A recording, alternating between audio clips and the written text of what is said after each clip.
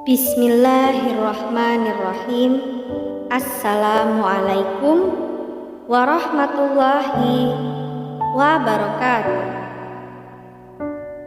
Syukur alhamdulillah atas rahmat Allah Subhanahu wa ta'ala, kita dapat berjumpa lagi di channel Surga Wanita.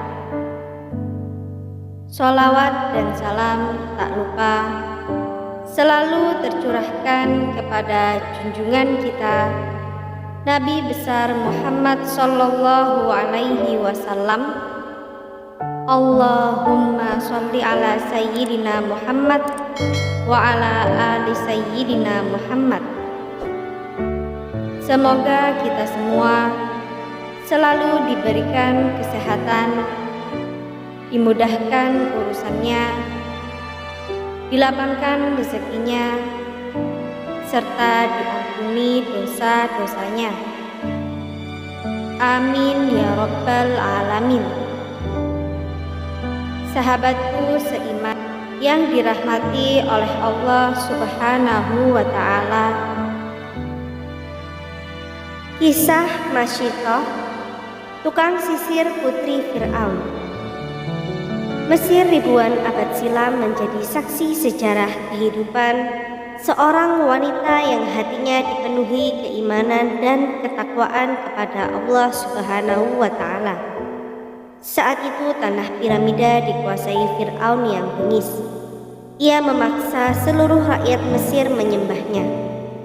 Allah telah mengutus Nabi Musa untuk menyelamatkan Bani Israel dari kekejaman sang raja. Namun Fir'aun teramat kejam hingga mereka yang beriman begitu takut untuk memperlihatkan keimanannya kepada Allah. Salah satu yang menyembunyikan keimanan tersebut yakni seorang wanita bernama Masyitoh beserta keluarganya. Masyitoh merupakan salah satu pelayan istana Fir'aun. Ia bertugas sebagai tukang sisir putri Fir'aun. Sejak bertahun-tahun silam, keluarga Masyitoh setia melayani istana.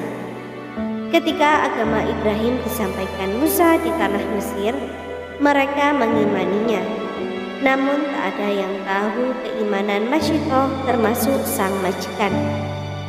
Hingga suatu hari, tibalah saat Allah menguji keimanan Masyitoh dan keluarganya. Saat itu Masyitoh tengah menyisir rambut putri Fir'aun. Tiba-tiba sisir di tangannya jatuh dan tanpa sadar asma Allah keluar dari lisan Masyitoh. Allah, seru Masyitoh spontan. Mendengarnya, putri Fir'aun sontak kaget. Ia pun segera menginterogasi Masyitoh. Siapakah Allah itu? Jika Allah itu Tuhan, maka berarti Masyitoh siap dihukum mati karena telah menentang Fir'aun ayahnya. Masyitoh tak juga menjawab pertanyaan sang putri. Keringat dingin menderas tubuhnya. Ketakutan menderu hatinya. Siapa Allah itu? Mengapa kau tak menjawab? Apakah kau punya Tuhan selain ayahku? Seru sang putri. Masyitoh terus bungkam. Namun sang putri terus mendesaknya hingga keberanian pun datang dari diri Masyitoh. Ia tahu betul, inilah saatnya keimanan hendak diuji Allah. Allah adalah Tuhanku, Tuhan ayahmu, dan Tuhan seluruh alam, jawab Masyitoh tegas.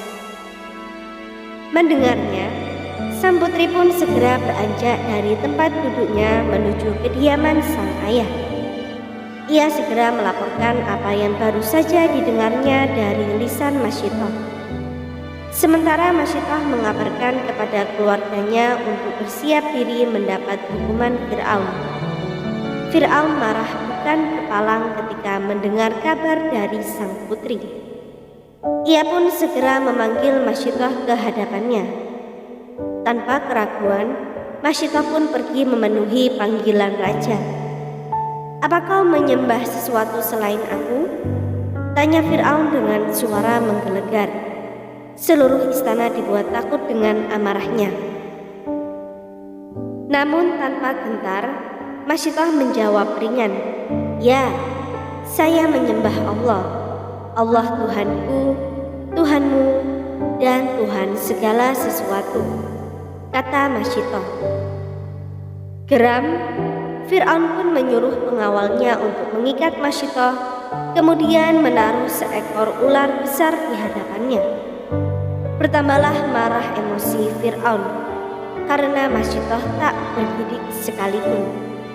Ia pun segera memanggil tangan kanannya Haman untuk mengeksekusi mati keluarga Masyitah. Haman kemudian segera mengumpulkan beberapa pengawal untuk menangkap Masyitah dan keluarganya. Ia pun kemudian memerintahkan pengawal lain untuk membuat lubang besar untuk diisi air panas selayaknya kawah bara dari gunung api. Ia bermaksud merebus hingga mati Masyitah dan keluarganya. Tibalah hari eksekusi. Rakyat dikumpulkan untuk menyaksikan peristiwa sadis, hukuman ala Fir'aun. Masyitah bersama sang suami dan 4 orang anak, termasuk 1 bayi yang digendongnya, telah berada di sana, siap menghadapi hukuman keji tersebut. Mereka melihat kubangan besar berisi air mendidih yang siap melepuhkan tubuh mereka. Namun hati mereka tak gentar dengan siksaan dari seorang manusia. Mereka memilih beriman kepada Allah, Tuhan seluruh manusia. Sebelum dilempar ke air mendidih, mereka ditanya oleh Haman apakah masih akan terus mengimani Allah dan enggan menuhankan Fir'aun. Namun jawaban mereka selalu sama acap kali ditanya, "Allah adalah Tuhanku, Tuhan Fir'aun dan Tuhan seluruh alam. Kami akan terus beriman kepada Allah meskipun harus terjun ke kawah mendidih." Maka bulatlah keputusan Haman untuk memasak mereka hidup-hidup dalam kubangan air yang mendidih. Suami Masyitah yang pertama kali mendapat giliran. Tubuhnya langsung dilalap air yang mendidih. Tinggal seenggok daging gosong tak bernyawa. Melihat eksekusi keji tersebut, Haman terbahak-bahak dan terus menghina orang-orang yang beriman kepada Allah.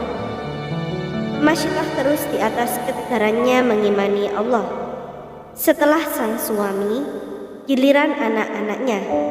Satu persatu mereka dipaksa masuk ke air mendidih yang apinya menjilat-jilat. Semuanya dilakukan di hadapan Masyitah, hingga tinggallah tersisa Masyitah dan seorang anaknya yang masih bayi. Ia menggendong bayi itu erat-erat. Hatinya masih tegar di atas agama Allah. Maka diseretlah ia dan bayinya mendekati air yang teramat panas itu. Ketika hampir memasuki kubangan air, tiba-tiba syaitan membisikkan keraguan di dalam hatinya.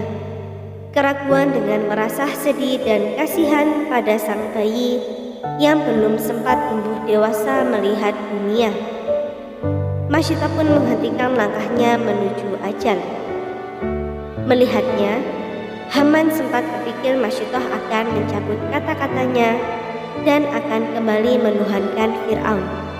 Ia pun girang karena berhasil mengancam Masyitah. Namun pikiran Haman salah. Masyitah tak pernah sedikit pun melepaskan keimanannya kepada Allah. Lalu dengan kehendak Allah, sang bayi tiba-tiba berkata kepada ibunya, "Wahai ibu, jangan takut. Sesungguhnya surga menanti kita," ujar bayi yang digendongnya. Mendengar kembali pernyataan bayi tersebut, dengan keberaniannya Masyitah pun mencium anaknya dan masuklah keduanya ke dalam air yang mendidih. Kisah Masyitah disebut dalam sebagian hadis Rasulullah tentang Isra Mi'raj yang diriwayatkan Imam Ahmad, Ibnu Hibban dan Tabrani. Dalam perjalanan Isra Mi'raj ke Masjidil Aqsa, Rasulullah melewati sebuah daerah yang aromanya sangat harum semerbak seperti harum kasturi. Rasulullah pun bertanya kepada Jibril, "Wahai Jibril, Aroma harum apakah ini? Jibril pun menjawab, ini adalah harum masyitoh tukang sisir putri Fir'aun. Rasulullah pun kembali bertanya, apa gerangan kelebihan masyitoh?